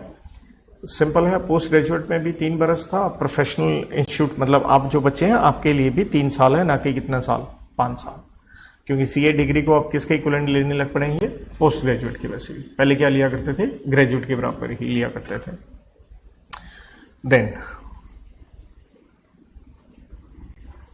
रूल 6 ध्यान दीजिएगा, हमने कहा था ये रूल 3 में पढ़ के आए थे, वो 3 साल वाला पॉइंट एप्लीकेशन देने वाला। तो रूल नंबर 6 कहता है कि भाई साहब आप एप्लीकेशन दे रहे हैं किसके लिए, for certificate of registration under rule number 3। तो रजिस्टर्ड वैल्यूअर बनना है तो रजिस्ट्रेशन तो करवानी होगी, और ये हमने क्लियर कहा था आप 2 प्रकार के लोग होंगे, या तो क्या होंगे आप इंडिविजुअल होंगे, या आप क्या होंगे पार्टनरशिप और कंपनी होंगे। तो आप ये रजिस्ट्रेशन किसके पास करवाएंगे, अथॉरिटी, मैंने बता दिया था बीपी, सेम आंसर ओवर है। फॉर्म है ए, इधर कौन सा है बी, फीस यहां है 5,000, नॉन रिफंडेबल, ऑब्वियसली फर्म और कंपनी बड़ी है तो 10,000। अगर आपकी एप्लीकेशन में डिफेक्ट है तो 21 दिन का समय है, ठीक कर लीजिए। और अथॉरिटी भी आपसे में 21 डेज टाइम टू फर्निश, या यूं कह लीजिए अथॉरिटी में आस्क फॉर एडिशनल डॉक्यूमेंट, जो कि इस तरह से पढ़िए, और आपको देने होंगे 21 दिन के अंदर। मतलब अगर गलत दिए हैं तो भी 21 दिन के अंदर, और अगर वो आपको क्या कह रहे हैं कि भैया हमें क्या दीजिए आप एडिशनल डॉक्यूमेंटेशन दीजिए, तो भी आपने कितने दिन के अंदर देने हैं, 21 दिन के भीतर देने हैं। क्लियर। और and to appear before it in person और थ्रू व्हाट ऑथराइज रिप्रेजेंटेटिव, क्योंकि अथॉरिटी आपको कह सकती है हमारे सामने पेश हुई है आपकी रजिस्ट्रेशन करने से related. On satisfaction to furnish क्या कर देगी आपको सर्टिफिकेट, कौन से फॉर्म नंबर सी में, अदरवाइज क्या करेगी रिजेक्शन। और ये आपको सर्टिफिकेट दे देगी 60 दिन के अंदर ऑफ एप्लीकेशन, एक्सक्लूडिंग, लेकिन 60 दिन के अंदर क्या नहीं लेंगे, एक्सक्लूडिंग टाइम जो आपसे क्या मांगे गए थे एडिशनल डॉक्यूमेंट, जो कि आपने कितने दिन में देने थे, 21 दिन में। इन दैट सिनेरियो 60 दिन नहीं होगा, कितने बन सकते हैं, 81 डेज आप कह सकते हैं, क्योंकि 60 में तो आपको मिल ही रहा है, right. Authority to communicate decision to applicant within what 30 days of receipt of what explanation. Sir ये कौन सी एक्सप्लेनेशन है, ये आपसे एडिशनल डॉक्यूमेंट मांगे गए थे ना, जो आपने कितने दिन में देने थे, 21 दिन में। तो क्या उससे संतुष्ट है या नहीं, अब मान लीजिए डिफेक्ट था तो भी आपने कितने दिन का टाइम था आपके पास, 21 दिन का। और इसलिए शायद उन्होंने कह दिया था हमारे सामने क्या हुई है, पेश हुई है, कैसे, इन पर्सन और थ्रू ऑथराइज रिप्रेजेंटेटिव। तो वो 30 दिन के अंदर अंदर जैसे ही आप ये एडिशनल इंफॉर्मेशन वगैरह देते हैं, वो अपना व्यू आपको बता देंगे कि हाँ जी हम आपको सर्टिफिकेट देने वाले हैं या नहीं। तो देखिए 3 फॉर्म आते हैं हमारे पास, ए बी सी, जो हमने पढ़ा कि आप रजिस्ट्रेशन करवाने जब बीबी के पास जाते हैं, इंडिविजुअल फर्म या कंपनी, ए में इनके लिए है, बी में फर्म कंपनी के लिए है, सी में आपको रजिस्ट्रेशन प्राप्त हो जाएगा, फीस 5,000 है, लेकिन कंपनी फर्म के लिए कितना है, 10,000 है। आपके डॉक्यूमेंटेशन में कुछ इश्यू रहता है तो 21 दिन का समय दिया जाएगा डिफेक्ट को ठीक करने के लिए। एडिशनल इंफॉर्मेशन मांग सकते हैं तो भी आप 21 दिन में देंगे, आपको बुला सकते हैं, आना होगा खुद या ऑथराइज रिप्रेजेंटेटिव के द्वारा, और वो 30 दिन के अंदर आपकी डिटेल देने के बाद आपको निर्णय भी बता देंगे, क्योंकि उनका निर्णय आ जाना चाहिए एप्लीकेशन देने के 60 दिन के अंदर। लेकिन अगर एडिशनल डॉक्यूमेंट मांगे गए हैं तो वो 21 दिन का समय इसमें इंक्लूड नहीं किया जाएगा। देयर आफ्टर टेम्परेरी सरेंडर, आप चाहें तो कभी भी अपना जो सर्टिफिकेट है क्या कर सकते हैं, सरेंडर कर सकते हैं, राइट। देन रूल नंबर 12 कहता है एलिजिबिलिटी फॉर, अब वैल्यूअर की नहीं है, अब एलिजिबिलिटी किसकी है दिख रही है आपको, रजिस्टर्ड वैल्यूअर ऑर्गेनाइजेशन। तो कहता है जितनी ये रजिस्टर्ड वैल्यूअर ऑर्गेनाइजेशन है ये क्या होनी चाहिए, registered under what, section 8 of companies act. Section 8 बेटा आप सारे जानते हो क्या होता है, नॉट फॉर प्रॉफिट। कहने का मतलब है जितनी भी ये रजिस्टर्ड वैल्यूअर ऑर्गेनाइजेशन होंगी ये क्या होंगी, नॉट कंपनीज एक्ट में रजिस्टर्ड होंगी अंडर सेक्शन नंबर 8 के अंदर। बिल्कुल जिस तरह से आईबीसी में भी हम यही पढ़ते थे कि सेक्शन 8 वाली कंपनियां ही होती हैं जिनके अंदर आप अपना इंसॉल्वेंसी प्रोफेशनल का कोर्स करते हैं। देन प्रोफेशनल इंस्टीट्यूट वो तो बता ही दिया as per act of parliament, ये भी हो सकता है जैसे आईसीआई की हमने बात करी। नंबर 3 सोसाइटी, सोसाइटी के लिए कहाँ रजिस्टर्ड होने चाहिए? Societies registration act of 1860। Trust कहाँ रजिस्टर्ड होता है? Under Indian trust act of 1882। कहने का मतलब है आप यहां पे यूं कह सकते हैं कि ये कितने प्रकार के हो सकते हैं? 4। आरबीओ या तो सेक्शन 8 या प्रोफेशनल इंस्टीट्यूट या सोसाइटी या फिर क्या? Trust. Thereafter rule number 15, आपका सर्टिफिकेट कैंसिल या सस्पेंड किया जा सकता है। ऑब्वियसली कोई भी आपने डिफॉल्ट किए होंगे तो अथॉरिटी ऐसा कर सकती है। रूल नंबर 16, अगर आपने गलत कार्य किए हैं तो आपके खिलाफ कंप्लेंट की जा सकती है। कंप्लेंट अगेंस्ट वैल्यूअर या इवन कंप्लेंट अगेंस्ट किसके हो सकती है? Registered valuer organisation. कोई भी कंप्लेंट करता है मुफ्त में नहीं होगी, फीस देनी होगी 1000 रुपए, जो कि नॉन रिफंडेबल है। कंप्लेंट किसको करेंगे? अथॉरिटी, दैट मीन्स अभी भी ही रेगुलेटर है यहाँ पे। मतलब यहाँ रट्टे वाली बात नहीं है, लेकिन पेपर में छोड़ के मत जाइए, आप उसे 2 बार क्या कीजिए? रीड कीजिए। रट्टा हमें कहाँ चाहिए था? रट्टे में मैं विशेष रूप से कहूंगा 247 में 3 बातें जो हमने करी थी। एक, आपको अपॉइंट करेगा ऑडिट कमेटी, ये नहीं है तो बोर्ड करेगा। दूसरी बात है आपका इंटरेस्ट डायरेक्ट इनडायरेक्ट नहीं होना चाहिए, ना 3 बरस पहले ना 3 बरस के बाद। और तीसरी बात थी साहब वैल्यूअर के ऊपर पेनल्टी है 4 थी, 50,000 रुपए था, फ्रॉडुलेंट इंटेंट है तो 1 बरस तक का जेल, एंड आपके ऊपर फाइन था, और फाइन का अमाउंट 1 से 5 लाख था, एंड था बीच में। और किसी को नुकसान पहुंचाए तो डैमेजेस भी देना होगा और रेम्यूनरेशन भी आपको क्या करनी होगी? वापस। वो 3 चीजें रट्टे वाली मैं कहूंगा। देन उसके बाद इवन एलिजिबिलिटी में जब आप रूल नंबर 3 में जाते हैं तो रेजिडेंट वाला पॉइंट अच्छा था, 271J इनकम टैक्स वाला अच्छा था, अपील वाला, लेकिन याद रखिए 5 साल का कूलिंग पीरियड था। और जो कन्विक्शन वाला है वो इसलिए भी याद रह जाता आपको कि 164 196 में भी देखे आते हैं 6 महीने, फिर वही 5 साल का कूलिंग पीरियड, 7 साल अंदर गए तो कभी बनेंगे ही नहीं। और एक वो कंपनी वाला कि वो किसी की एसोसिएट सब्सिडरी या जेबी नहीं होनी चाहिए। आइए कहानी आगे बढ़ती है। रूल नंबर 18 में यह हम बात कर रहे हैं वैल्यूएशन के कुछ क्या होंगे? स्टैंडर्ड्स आपको फॉलो करने होंगे। और ये वैल्यूएशन के जो स्टैंडर्ड्स हैं ये कौन बनाएगा? कहता ये रिकमेंड करेगा एक committee setup under rule number 19। मतलब एक कमेटी बनाई जाएगी, वो रिकमेंड करेगी और आपको क्या करने हैं? फॉलो करने हैं। क्वेश्चन है कमेटी के कॉम्पोजिशन में कौन होगा? तो ये एक चीज हो जाती है जो हमें ध्यान रखनी चाहिए पेपर के लिए। कुछ कॉम्पोजिशन का पूछ लेंगे तो हम मारे जा सकते हैं अगर हमें ढंग से नहीं आता है तो। कहता है एक होगा चेयरपर्सन, जो कि उसका क्वालिफिकेशन की बात करें तो उसका बैकग्राउंड क्या होना चाहिए? ऑब्वियसली ये होना चाहिए वैल्यूएशन का, फाइनेंस का, अकाउंटेंसी एटसेट्रा। एक मेंबर लिया जाएगा मिनिस्ट्री ऑफ कॉर्पोरेट अफेयर से, एक कहां से ले लिया गया? अबीबी से, एक कहां से? लॉ डिपार्टमेंट कह लीजिए, लेजिस्लेटिव डिपार्टमेंट। और मैक्स क्योंकि अप टू लिखा है 4 मेंबर सेंट्रल गवर्नमेंट नॉमिनेट करेगी, 4 ही रिप्रेजेंटेटिव होंगे किसके? रजिस्टर्ड वैल्यूअर ऑर्गेनाइजेशन के, और सेंट्रल गवर्नमेंट उन्हें क्या करेगी? नॉमिनेट। और 2 मेंबर आप कहां से लेंगे? Industry and other stakeholders, और इनको भी नॉमिनेट कौन करेगा? Central government. और साथ में देखिएगा बढ़िया पॉइंट अगला नजर आता है हमें, प्रेसिडेंट किसके? आईसीआई का, सीएस वाले और कॉस्ट अकाउंटेंट वाले क्या रहेंगे? इसके ex officio member. I hope so ex officio का मतलब आपको पता होगा, नहीं पता तो आप लिख सकते हैं। एक्स ऑफिशियो का मतलब होता है by virtue of position. By virtue means reason of their what? Position. क्या है उनकी पोजीशन? सर ये प्रेसिडेंट है, ये आईसीआई के प्रेसिडेंट हैं, ये सीएस के हैं, वो उस पोजीशन पे हैं, इसलिए बाय डिफॉल्ट वो कहां आएंगे? इस कमेटी में आएंगे। क्यों? क्योंकि कमेटी बनी है वैल्यूएशन स्टैंडर्ड्स के लिए। सर इन तीनों इंस्टीट्यूट की बात क्यों हुई है? क्योंकि इन्हीं तीनों इंस्टीट्यूट के पास आप अपना वैल्यूएशन का क्या कर सकते हो बेटा? Course, professional institute. जैसे आईबीसी में भी तो यही देखा था, इंटरिम रेजोल्यूशन प्रोफेशनल हो, रेजोल्यूशन प्रोफेशनल हो, लिक्विडेटर हो, वो सारे के सारे मैंने क्या बताए थे? आईपी होते हैं, स्टैंड्स फॉर इंसॉल्वेंसी प्रोफेशनल होते हैं। तो बस इन्हीं के पास आना है। तो इस तरह से अगर आप टोटल काउंटिंग करें ना, ये बन जाते हैं 14 लोग, और 3 ये हो गए, 14 + 3 = 17। तो इस तरह से टोटलिंग से याद रखेंगे तो याद रह जाएगा। मतलब जो आपका क्राइटेरिया होना चाहिए इसको अपने जहन में टिकाने का, वो ये क्राइटेरिया होना चाहिए भाई, 14 + 3 = व्हाट? 17। 3 मेरे को मालूम है, एक्स ऑफिशियो आ गए तीनों इंस्टीट्यूट के। अब 14 की मैं गेम खेल लूंगा, मैं मैनेज कर लूंगा। कैसे? क्योंकि एक पक्का चेयरपर्सन होता है और एक आपने दो मिनिस्ट्रियों से उठा लिया, एक एमसी से उठा लिया, एक लेजिस्लेटिव से उठा लिया, और एक अथॉरिटी कौन थी? अबीबी थी। इसके बाद थोड़ा सा मुझे ध्यान रखना होगा कि भाई 4 आगे सेंट्रल गवर्नमेंट, मतलब बाकी सारे सेंट्रल गवर्नमेंट ही नॉमिनेट कर रहा है। 4 तो सीधे सीधे उनके आगे, 4 कहां से आगे? आरबीओ के आगे, 2 कहां से ले लिए? बाकी industry and other stakeholders. 4 4 8 2 10, ऊपर ये बन गए एक एक करके क्या 14। तो ये एक चीज जैसे कहते हैं ना रट्टा, क्या रट्टा। लेकिन एक चीज मैं हमेशा और कहता हूं, रट्टा कभी मत मारिए, रट्टा सही नहीं होता।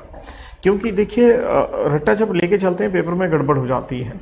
तो पेपर में क्या है, थोड़ा शांत होना जरूरी है, और उसके लिए हर चीज law is nothing but what, common sense से चलिए तो आपको समझ में आएगा हाँ यार ये एक चेयरपर्सन तो बनता ही है। और मिनिस्ट्री ऑफ कॉर्पोरेट अफेयर्स क्यों लगी, लॉजिक निकालिए, बड़ा ही सिंपल है। एलएलपी हो, पार्टनरशिप एक्ट हो और कंपनीज एक्ट हो, क्योंकि इन तीनों को मैनेज कौन करता है, एमसी करता है। क्योंकि एमसी हमारे देश में 10 लॉज को हैंडल करता है, राइट। और एमसी ही किसको मैनेज करता है, ये तीनों इनके एक्ट को भी मैनेज करता है। 3 3 6 एक्ट ये हो गए तो एमसी तो होगा ही होगा। अंत में लॉ की बात हो रही है तो क्योंकि देखिए मिनिस्ट्री ऑफ लॉ बनाती है, क्लियर है, और मिनिस्ट्री ऑफ कॉर्पोरेट क्या करती है, उसको हैंडल करती है, फर्क है। तो ये होगा ही होगा। अभी भी क्यों है, क्योंकि वो क्या थी, एक तरह से सबसे ऊपर वाली कौन, अथॉरिटी। और सरकार ऑब्वियसली कमेटी बनाती है, सरकार की होती है, तो हमेशा सरकार नॉमिनेट करती है। पहली बात वो अपने कुछ व्यक्ति डालती है, डाल दिए 4, और 4 किसके डाल दिए, रजिस्टर्ड वैल्यूअर ऑर्गेनाइजेशन, जो कि हम पहले बात करके आ चुके हैं। आरबीओ कहां से बनती है, सेक्शन 8 से बनती है। प्रोफेशनल इंस्टीट्यूट है, सोसाइटी है, या क्या है, ट्रस्ट है, तो उनके लोग लेने ही चाहिए, और बाकी कुछ और भी लेने चाहिए, ताकि हर तरह के आदमी का क्या निकल के आए, रिप्रेजेंटेशन जिसे हम कहते हैं। तो बस थोड़ा सा दिमाग से चलेंगे, क्योंकि दिमाग से ही चलने पे देखिए बेटा लॉन्ग रन में चीजें क्या होती हैं, टिकती हैं। इसे कहते हैं नॉट रट्टाफिकेशन, this is called revision with intelligence. Paper में हल्का फुल्का आप शफल अप हो भी गए ना, अगर ये चीज ध्यान में याद है, 14 + 3 = 17, टिक जाएगा।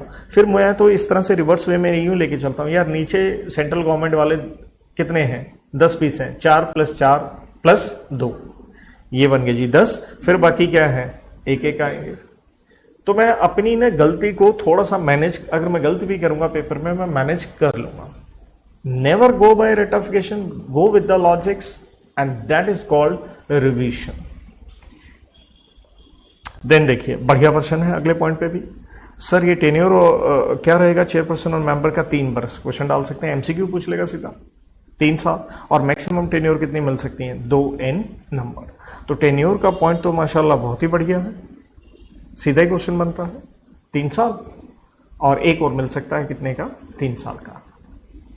तो मतलब 2 हो गए टेन्योर, तो टोटल 6 साल हो गए ना, 3 + 3 करते हुए 6। अब हम बात करने जा रहे हैं देखिए पेनल्टी के ऊपर, और पेनल्टी पे इन्होंने हमें 2 रूल दिए हैं, रूल नंबर 20 और 21 में देखिएगा। अब आप कहेंगे सर पेनल्टी तो पहले भी पढ़ाए थे। हाँ जी, 247 सबसेक्शन 3 में पढ़ी थी, वो पेनल्टी वैल्यूअर की थी। तो सर आप किसकी है, देख पढ़िए ना तभी पता चलेगा। कहता for contravention of rules without prejudice to other liability. Other liability means, इसका ये बिल्कुल वही वर्ड है जैसे सेक्शन नंबर देखिए 447 में जो फ्रॉड की पेनल्टी आती है, उसके भी ओपनिंग वर्ड यही है, चाहे साइड में लिख सकते हैं 447, ये वैसे भी इधर दिखेगा आपको। इसका मतलब होता है कोई जो भी आपने डिफॉल्ट किया किसी और सेक्शन का, वो पेनल्टी तो लगनी ही लगनी है। उसके अलावा 247(3) पकड़ लो, जैसे वैल्यूअर के ऊपर जो 247(3) में थी, वो तो लगनी ही लगनी है, उसके अलावा बेटा। लेकिन ये है असली पॉइंट, पेनल्टी किसके ऊपर लिखा है, ऑन अ पर्सन। अब बेटा क्या वैल्यूअर वर्ड लिखा है, नहीं, तो पर्सन के अंदर क्या कंपनी आता है, दिमाग लगाइए। जी सर, पर्सन तो एक वाइडर टर्म होती है, कोई भी आ सकता है। तो यहां पे एक तरह से कोई भी जिसने रूल्स का डिफॉल्ट किया है। तो कहता है पेनल्टी कौन सी लगेगी, रूल्स ने कहा मैं नहीं बताऊंगा, जाओ सेक्शन 469 से पूछ के आओ। कौन से सेक्शन से पूछ के आओ, 469 से। और 469 क्या कहता है, 469 कहां गया बेटा, चैप्टर नंबर 29, जिसका नाम आता है मिसलेनियस। कहता है पेनल्टी आपको लगेगी मैक्सिमम 5,000 रुपए and maximum 500 per day of continuing default after what, first day. Sharif he penalty है, मैक्स 5,000, मैक्स 500 रुपए पर डे। नो डाउट आप कहोगे सर इतनी इतनी कितनी पेनल्टीज याद रखेंगे, साहब छोड़ इसे भी नहीं सकते, प्रश्न इस पे भी बनता है, राइट, आया भी है एक बार, क्या करूंगा मैं।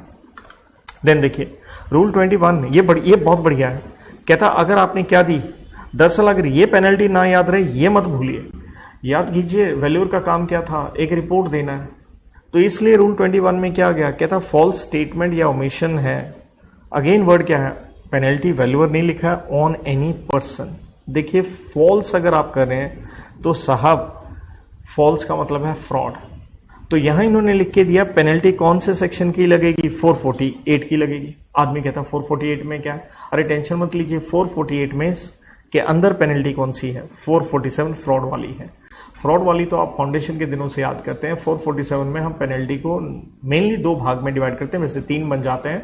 एक हिस्सा आता है 10 लाख से कम और 1% of turnover whichever is less, जहां पे आपको मैक्सिमम फाइन लगता है 50 लाख का और मैक्सिमम जेल होती है आपको 5 साल की और बोथ। जबकि अगर आप डिफॉल्ट करते हैं 10 लाख और more compared with 1% of turnover whichever is less, तो साहब आपको जेल एंड फाइन दोनों ही मिलेंगे, और जेल मिलती है कम से कम 6 महीने, मैक्सिमम 10 बरस, एंड फाइन लगता है minimum amount of fraud and maximum 3 times of fraud.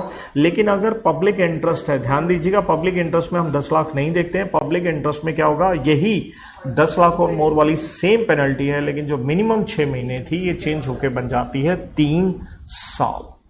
तो ये आसान है, फॉल्स स्टेटमेंट अगर आपने दी है तो आप लेके चलिए, पेनल्टी लगेगी 448 की, और आंसर अंदर से क्या है, 447 वाला है। तो मैंने बोल दिया, यहां लिखवाया नहीं, ऑब्वियसली 447 चैप्टर 29 के अंदर आता है। तो ये भी एक तरह से कह लीजिए थोड़ा डेटा ज्यादा हो जाता है, राइट, और क्योंकि एक ही सेक्शन का है लेकिन चैप्टर है। इसी तरह से एक चैप्टर 26 आता है, निधि कंपनी, वो भी एक सेक्शन का है, उसके अंदर भी दुनिया भर के रूल्स हैं। तो ये क्या मांगता है, ये कहता है यार मैं इतना फ्रस्ट्रेटिंग नहीं हूं। पहली बात तो कहता देखो टीचर ने 2 पेज में आपको लिख के दे दिया, बस आपका फर्ज क्या बनता है, 5 बार अपनी आंखों से इस चीज को क्या करो, निकाल दो, राइट। तो जैसे अभी मैंने बताया, एक बार दोबारा से चलिए, चाहे हम बात कर लेते हैं, क्योंकि मेरे साथ ही अगर आपको ये अच्छे से याद हो जाएगा तो it will serve the purpose. तो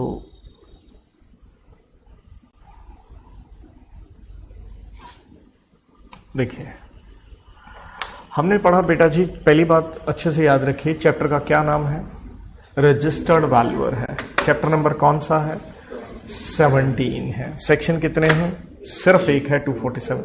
रेड विद क्या है बेटा जी, रूल्स हैं, लेकिन रूल्स का नाम नॉर्मली वही होता है जो चैप्टर का नाम होता है। चैप्टर का नाम क्या था, रजिस्टर्ड वैल्यूअर, लेकिन थोड़ा फर्क है यहाँ पे। यहाँ रूल्स का नाम है द कंपनीज, वर्ड पहले आता है, ब्रैकेट में बाद में नॉर्मली सेम रहता है। रूल्स नॉर्मली 2014 के होते हैं, लेकिन यहाँ 2014 के नहीं है, 17 के हैं। तो ये थोड़ा सा आपको दिमाग में जरूर रखना पड़ता है, इसलिए मैंने अपने नोट्स में भी उसको हाईलाइट किया, यार 2017 के हैं। तो ब्रैकेट में क्या था, वही वर्ड है रजिस्टर्ड वैल्यूअर, लेकिन उसके साथ में एक वर्ड और लग गया था, वैल्यूएशन। 247 में 3 सबसेक्शन आते हैं। पहले में हमने जिक्र किया किसका वैल्यूएशन एंड कौन करेगा। तो किसके में अगर 2 हिस्से बनाए, एक तरफ प्रॉपर्टी हो गई, दूसरी तरफ नेटवर्थ एंड लायबिलिटीज हो गई। और प्रॉपर्टीज में इंटरेस्टिंग हमें देखिए गुडविल भी नजर आता है, सिक्योरिटीज भी नजर आती हैं। वैल्यूएशन कौन करेगा, नो डाउट ये मेनली आंसर तो रूल में है, लेकिन फिर भी सबसेक्शन 1 ने कहा कि साहब ऑब्वियसली एक ऐसा व्यक्ति होगा जिसकी क्वालिफिकेशन एक्सपीरियंस जो है एक प्रेस्क्राइब किया गया है, जो कि एक रजिस्टर्ड क्या होगा, वैल्यूअर होगा, जो कि क्या होगा, एक मेंबर होगा। किसका, हमने रूल में वर्ड पढ़ा, वही वर्ड याद रख सकते हैं, आरवीयू, रजिस्टर्ड वैल्यूअर ऑर्गेनाइजेशन। जबकि यहां पे सेक्शन में हम देखते हैं थोड़ा कंफ्यूजिंग वर्ड था कि मेंबर होना चाहिए ऑफ ऑर्गेनाइजेशन रिकॉग्नाइज्ड, लेकिन इजी कीजिए, आप रूल्स पढ़ लिया, आरबीओ कह दीजिए। देन सब सेक्शन 2 में हमने उसके कि क्या करेगा वैल्यूअर, उसका रूल देखा। तो हमने कहा साहब वैल्यूएशन करेगा, इम्पार्शियल फेयर वे में करे, ड्यू डिलिजेंस क्या करे, एक्साइज करे, रूल्स का क्या करे, कंप्लायंस करे। क्योंकि हमने एंड में जाके पेनल्टीज में देखा था कि साहब अगर आप रूल्स का कंप्लायंस नहीं करेंगे तो हमने वो 469 वाली पेनल्टी देखी, किसी भी व्यक्ति पे देखी, 5,000 रुपये मैक्स एंड 500 रुपये पर डे का भी हमने मैक्स देखा। और दूसरी बात, गलत आपने अगर रिपोर्ट दी है तो रूल 21 में था तो वो 448 वाली थी, जो सेम एज 447 है। और देन हमने कहा कि साहब आपका क्या नहीं होना चाहिए, बिल्कुल वैल्यूएशन ना करें अगर आपका क्या है, डायरेक्ट या इनडायरेक्ट इंटरेस्ट है और यू मे बिकम इंटरेस्टेड, मतलब ना होना चाहिए 3 साल पहले, कब, 3 साल पहले वैल्यूएशन से, ना ही वैल्यूएशन के 3 साल के बाद आपका होना चाहिए। वरना क्या होगा, सब सेक्शन 3 ने 4 तरह की पेनल्टी बताई। पहली थी 50, और ये किस पे थी, ध्यान दीजिएगा, यहां वैल्यूअर वर्ड ही है, तो 50,000 रुपए फिक्स थी। फ्रॉडुलेंट मंशा है कंपनी या मेंबर के खिलाफ, तो देखिए 1 वर्ष तक आपको जेल हो सकता है एंड फाइन 1 से 5 लाख का आपके ऊपर लगेगा। तीसरी बात, अगर किसी भी व्यक्ति को नुकसान हुआ है कॉम्पनसेशन डैमेजेस देने पड़ेंगे। नंबर 4, रेम्यूनरेशन जो मिली है रिफंड करनी पड़ेगी। इसके बाद रूल स्टार्ट होते हैं। रूल नंबर 3 में हम देखते हैं एलिजिबल होने के लिए इंडिविजुअल के लिए कितने पॉइंट है, 11 है। रूल 3 सब रूल 1 ABCD से लेके 11 तक। अगर हम पहले 4 देखते हैं वो थोड़ा घूम फिर के हमें वही नजर आता है कि साहब वही मेंबर होने चाहिए, RBO के होने चाहिए। वो आपको क्या करेगी, रिकमेंड करेगी। आपने उनका क्या करना है, एग्जाम पास करना है विद इन 3 years प्रिसीडिंग जो आपने एप्लीकेशन दी है रजिस्ट्रेशन करवाने के लिए। देन तजुर्बे का पॉइंट आ गया। देन कुछ पर्सनल चीजें, जैसे हमने कहा मेजर होने चाहिए, माइनर नहीं। आप साउंड माइंड के होने चाहिए। आप ना इंसॉल्वेंट हैं ना ही उसके लिए आपने क्या किया है, अप्लाई किया है, और आप कन्विक्ट नहीं हुए हैं 6 महीने से ज्यादा, या मॉरल टर्पिट्यूड का ऑफेंस 5 साल का क्या आ जाना चाहिए, कूलिंग पीरियड है, 7 साल अंदर गए तो कभी भी बनेंगे नहीं। 271J जो कि हमने पढ़ा, इनकम टैक्स में पेनल्टी आपकी लगी है, और या फिर अपील करने के लिए CIT अपील या ट्राइब्यूनल का समय क्या हो गया, समाप्त, या ट्राइब्यूनल ने उस अपील को क्या कर दिया, कंफर्म। तो अगेन कूलिंग पीरियड कितने बरस था, 5 बरस। आप फिट एंड प्रॉपर पर्सन होने चाहिए as per authority which means अभी भी। और साहब वो क्या फैक्टर्स कंसिडर करेंगे, एक तो ये 3 लिख रहे हैं, इसके अलावा कुछ और भी हो सकते हैं, जैसे आपका चरित्र, करेक्टर, इंटेग्रिटी, एंड नंबर 2 आपका कहीं कोई कन्विक्शन या रिस्ट्रेंट ऑर्डर तो नहीं है, और नंबर 3 था आप फाइनेंशियली क्या होने चाहिए, सॉल्वेंट होने चाहिए, कॉम्पिटेंट होने चाहिए। इसके बाद फर्म किसी भी प्रकार की हो, चाहे वो पार्टनरशिप एक्ट 1932 की हो, LLP हो या कंपनी हो, वो भी बन सकती है, लेकिन 5 कंडीशंस का कंप्लायंस करना पड़ेगा। पहली बात है आपके ऑब्जेक्ट क्लोज में नेगेटिव ना लिखा हो कि हम ये काम नहीं करेंगे, राइट। तो मतलब वैल्यूएशन वाला काम जरूर करना है। और कंपनी है तो ध्यान दीजिए आप किसी की एसोसिएट, सब्सिडरी या JV नहीं होने चाहिए, और ना ही आप इंसॉल्वेंट हैं या वो इंसॉल्वेंसी रेजोल्यूशन प्रोसेस आपके खिलाफ चल रहा है। और सारे के सारे पार्टनर डायरेक्टर को वो 9 पॉइंट पहले 2 छोड़ के आपको मैनेज करने, और पहले के 2 क्या थे, मेंबर होना और दूसरा है RBO का रिकमेंडेशन। लेकिन कम से कम 3 पार्टनर या डायरेक्टर को कितने पॉइंट फॉलो करने हैं, वो सारे के सारे 11 फॉलो करने हैं। और 5वां पॉइंट था कम से कम 1 पार्टनर या डायरेक्टर क्या हो, वो एक पर्टिकुलर जो एसेट क्लास है उसका रजिस्टर्ड वैल्यूअर हो, जो कि हमने कहा था on the basis of land and building, machinery, equipment, financial assets या सिक्योरिटीज से रिलेटेड हो। देन हमने कहा जो आप ये तजुर्बे की बात हमने करी, रूल नंबर ऑब्वियसली 4 में करी, तो बड़ा सिंपल था, 3 बातें थी। पोस्ट ग्रेजुएट क्या किए हो, डिग्री किए हो, डिप्लोमा किए हो, कहां से किए हो भैया, यूनिवर्सिटी या कोई क्या इंस्टीट्यूट जो रिकॉग्नाइज्ड बाय लॉ है। तो वहां पे आपने क्या करना है, 3 साल का आपका तजुर्बा चाहिए, बैचलर में 5 बरस का चाहिए, और अगर आप किसी प्रोफेशनल इंस्टीट्यूट के मेंबर हो, संभावी के ICA वगैरह की हम बात करें, तो भी हमने कहा तजुर्बा कितने बरस का, 3 बरस का। इसके बाद हम गए कि साहब जब आप रजिस्ट्रेशन करवाने के लिए एप्लीकेशन देते हैं इंडिविजुअल फर्म या कंपनी के रूप में, आप फॉर्म इस्तेमाल करेंगे A-B, फीस 5,000 और उधर कितना 10,000 रुपए। ये एप्लीकेशन किसको देंगे, अथॉरिटी विच मीन्स व्हाट, अभी भी। और वो फॉर्म नंबर C में आपको सर्टिफिकेट दे देगी, कितने दिन में देगी, 60 दिन के अंदर। लेकिन एडिशनल इन्फॉर्मेशन मांगी गई है, वो टाइम इंक्लूड नहीं करेंगे, और वो मांगी गई है एडिशनल इन्फॉर्मेशन 21 दिन में देनी होती है। एप्लीकेशन में डिफेक्ट है तो भी 21 दिन में ठीक आपको करके देना होता है, और वो 30 दिन के अंदर आपकी एक्सप्लेनेशन में बता देते हैं कि क्या आपके ऊपर वो निर्णय लेंगे। और कह सकता है अथॉरिटी आप अपीयर करें इन पर्सन और ऑथराइज्ड जो भी आपका रिप्रेजेंटेटिव हो उसके द्वारा। आप चाहें तो अपना ये जो सर्टिफिकेट मिला है आप सरेंडर करवा सकते हैं टेम्परेरी, और इवन जो अथॉरिटी है वो उसको क्या कर सकती है, सस्पेंड या कैंसिल भी कर सकती है। और ध्यान दीजिए अथॉरिटी का ये भी रोल है कि वो कंप्लेंट सुनेगी, किसके खिलाफ, मेंबर के खिलाफ भी, RBO के खिलाफ भी। लेकिन उस पर जो भी व्यक्ति कंप्लेंट कर रहा है उसे 1,000 रुपए की नॉन रिफंडेबल क्या देनी पड़ती है, फीस। देखिए हमने एलिजिबिलिटी की बात करी है इंडिविजुअल वगैरह की रूल नंबर 3 में, लेकिन एलिजिबिलिटी RBO की भी है, रजिस्टर्ड वैल्यूअर ऑर्गेनाइजेशन की भी है। रूल नंबर 12 में हमने पढ़ी कि ये 4 प्रकार से RBO बन सकते हैं, या तो कंपनीज एक्ट में सेक्शन 8 में बना लीजिए साहब, या आप क्या है प्रोफेशनल इंस्टीट्यूट के द्वारा ICI वगैरह जैसे चला भी रहे हैं ये वैल्यूअर का कोर्स, ICSI जो चला रहे हैं। नंबर 3 आ गया साहब, आप सोसाइटी है under societies registration act of 1860, आप क्या है ट्रस्ट है under the trust act of 1882। Then आपको देखिए इनके वैल्यूएशन स्टैंडर्ड्स फॉलो करने पड़ेंगे। रूल नंबर 18 है और उसके लिए क्या बनाई जाएगी, एक कमेटी बनाई जाएगी जो रिकमेंडेशन देगी। और ये जो रिकमेंडेशन देती है कमेटी, ये बनती है 19 नंबर रूल में, जिसका कॉम्पोजिशन में कितने लोग थे, 14 + 3 = 17। 3 कौन थे, प्रेसिडेंट थे, तीनों इंस्टीट्यूट के एक्स ऑफिशियो थे। 14 में मैं रिवर्स चलता हूं, नीचे से मेरे को इस तरह से याद रखता है, सेंट्रल गवर्नमेंट ही नॉमिनेट करती है, 4 + 4 + 2, 4 तो उनके मेंबर हो जाते हैं। 4 वो कहां से उठाती है, आरवीओ के रिप्रेजेंटेटिव, नॉमिनेट वही करेगी। 2 कहां से उठाएगी, इंडस्ट्री या अदर स्टेक होल्डर्स। अब मैं दिमाग लगाऊं, संभावी का एक हेड होना चाहिए जिसे हम कहेंगे चेयरपर्सन। और 2 अलग अलग मिनिस्ट्रियों से उठाए हैं, एक एमसी से उठा लिया गया, एक लेजिस्लेटिव विभाग से, और एक किससे, अथॉरिटी विच मीन्स अ बीबी। और अंत में तो देखिए वो पेनल्टी थी, रूल नंबर 20-21, जो मैं 247(3) के साथ पहले ही आपको बता के आ गया। तो यहीं से समाप्त करते हैं। Thank you.